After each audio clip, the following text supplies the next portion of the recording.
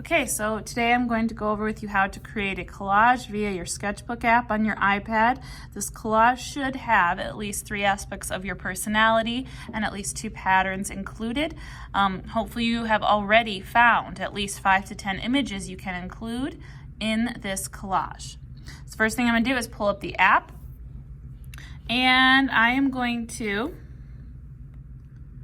I gotta get over where it was last time. Okay, so if you want to see what it should look like when you first pull it up, you should just see your gallery here with any past things you've created. You're going to hit the plus sign at the bottom to create something new. We're going to say a new sketch. We're going to say 6x8 is great. We're going to say create. Okay, so here's your overview of all your tools. You've hopefully already gotten used to some of these. At the top is where you're going to select your images to add. You also have your text button. You can select this wave line for free draw, which is what I'm on now. You can select the shapes to help you draw basic shapes. The mirror app will recreate whatever you draw on one side from the other to create some symmetry. Along the left side, you have your tool choices. You select whatever tool it is you want. The top bar along your tool helps you decide on the size of the brush or tool you'd like to use.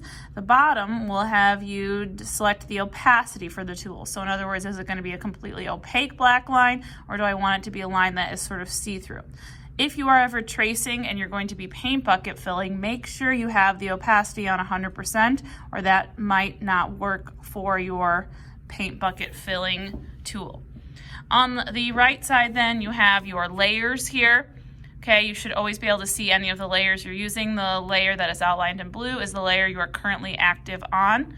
And then at the top is the color that you are using for your selected tool. Okay, so first thing I'm going to do to create my collage, I'm going to go up here at the top. I'm going to select some photos. Okay, I want to add a few layers here to my right side before I do that, so I can have my photos on many of the layers. Whatever layer is highlighted is the layer my photo will go on. So right now I have it, let's go ahead with the middle one. Let's do the back one. So I have it on my bottom of the 3. Okay, so hopefully you do have several choices that you can work from. I'm going to start with this ocean one. Once you select it, you're going to see this other menu at the top. This is where you can edit and zoom in on your photo. Okay, so you can pan and zoom. Okay, like for example, I would want this to fill my entire canvas, and if you have white showing, then it's not filling your entire canvas. All right, so my suggestion is to first start with some sort of a background on here, and then you can build your other images on top so that way you don't have any unfortunate white gaps in your image. So I'm going to say done. Okay, so now I have that as my background, and we can see it over here on my layers side. Okay. Now it's time to include other things on top of this, okay? So you want to make sure now you're going to move to a second layer, because I want to be able to move that next image freely from this layer.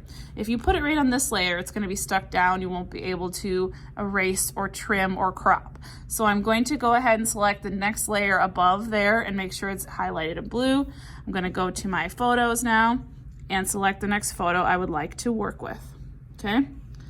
So this is my favorite painting by Van Gogh. It's called Cafe Terrace at Night.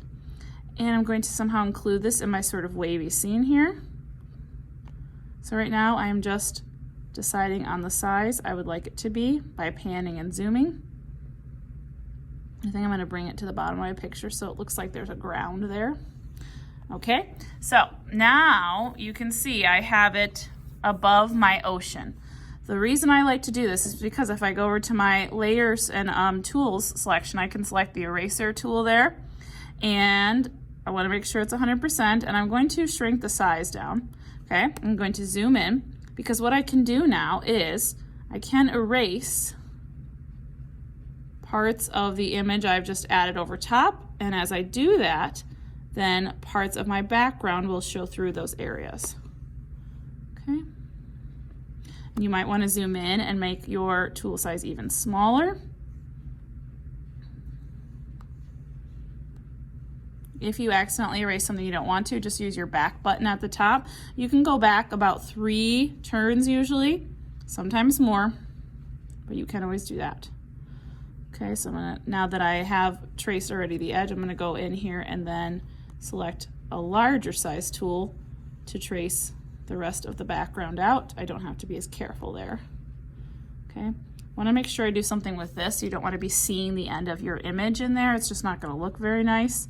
So I'm going to take some time to figure out how I want to trim that out and include it. Generally, I'm just really trying to make some kind of collage happen here. These images kind of feel combined in my scene. I like the way the crest of the ocean has kind of appeared there. It looks sort of like a sunset. I'm trying to decide if I want to keep these little buildings or not. I think I'm going to decide now to take them out and just have all of that blue. I'm going to leave that building that's closer in the foreground. Okay. So again, as I'm edging these, I'm going over them with the eraser tool, and I'm just shrinking the eraser down when I'm in more detailed areas, and then enlarging it when I am in areas that don't require such finesse. Okay. So here's what I have now. And if you look over your layers, you can see now that I've taken the background out of there, and you can see that this one is here. Okay. So I don't like having this one in the middle. I want to build my layers up. So what I'm going to do is hold it till it hovers and move it down. So now there's nothing in the middle, and I have another space to work upon. Okay. One other tool you can do that's kind of fun is the paint dropper tool. So if I go down to the bottom, you will see this little circle here. If I hit that, that gives me a variety of other things I can use. The color picker will have a little circle up here, and I can bring that over top and use that to complete my drawings and match colors. So for example, if I want to extend this ground in some way, which this would take some time, okay, I can use that to do so. Okay, and it would take obviously a lot of layering.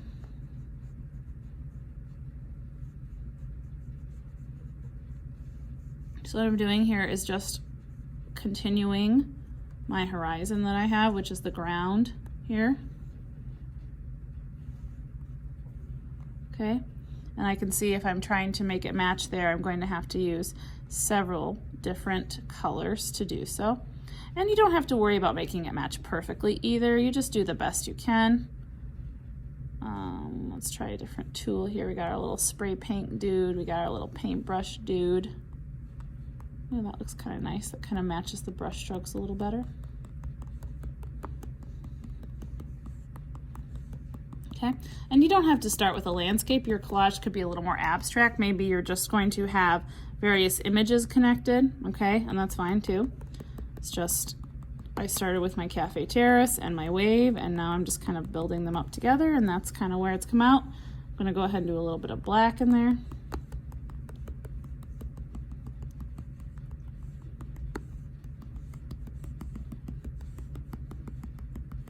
Bringing a little bit of it over. Okay, so I would continue to work on that to make it match as best I could. Next thing I'm going to do then is add that picture I have of the family. So I'm going to go ahead and make sure I'm on another layer. So every time you're adding an image, like I said, you want to select a blank layer. That gives you the ability to manipulate it as you need to. Okay, so I have this fun family photo here. I'm just going to say that's good. And, oops, okay.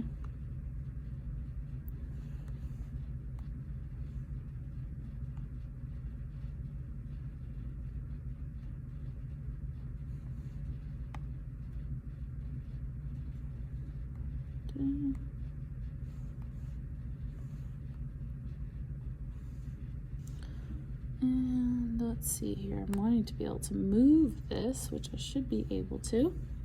Just trying to figure this out here. You should be able to transform. There we go. So you have to go to the top and hit transform. That's how you do it. Kind of forgot it from then in order to position it where you want it to be. So I'm going to bring them pretty close to the foreground. I want it to look like they're walking in the scene. Okay. Okay, and then what I'm going to do now is select my eraser tool. Make sure I'm on that level that has that. I don't want to erase the rest of my picture. I'm going to go over here and then bring that out. So again, if you want to manipulate the photo individually on top of the other layers of photos, you have to select from your top that little button that has the arrows there. That gives you the ability to freely transform and size the object as needed. Okay, now I'm going to take out this little guy in here. We only have me and my little lady and my husband, so I only need 3 people.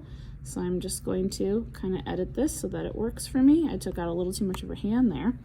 So I'm going to go down and shrink this object a little bit. Give me a little more accuracy with my tracing.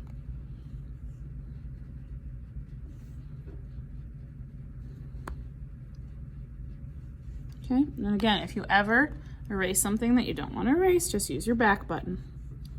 Okay.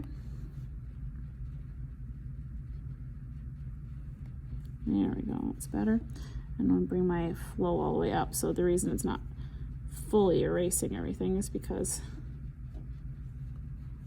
it's not totally opaque there. Your other one, this little one here that you saw me just using, that's a blending tool. So that one's pretty nice if you want to have a nice little blend from one edit to the next. Okay, so what I would do here is then continue to erase that background around the people so that it feels like they are on this scene I've created. Okay, after you have combined your scenes and you have at least 5 photos collaged in here, you need to think about text and types of text that you could use within your scene that would go along with describing your personality. Okay, so I would spend quite a bit of time here working on that. Okay, getting all of those edges really smooth. Okay, so that's where I have it right now. And then for text, I just want to show you quickly so when you get to this point you can do the text if you'd like. You're going to go up to the top, and if you slide it over, you're going to see a big T up there, and you're going to select that, and then in there you can write any words that would describe your family. You could do hobbies you could have, you could do I don't know, different things that you guys, different activities you have. Okay, if I go to the top here, I can select different fonts. I kind of like that, it's kind of fun. This is I select various colors for the fonts. This one here allows me to distort the words, so like stretch it. So this one I can move the word, that little puck in there. Okay, so I just chose to do my family name. Okay, so that would be one thing that I could include on there. You can only do one text at a time. So okay, there we go. And the thing with the text is once you put it on there, it's kind of done. Unless you have it in a different layer, which I did. So that's what's nice. And that's how you'd have to get rid of it, is delete that layer. Okay, so good luck and let me know if you have questions.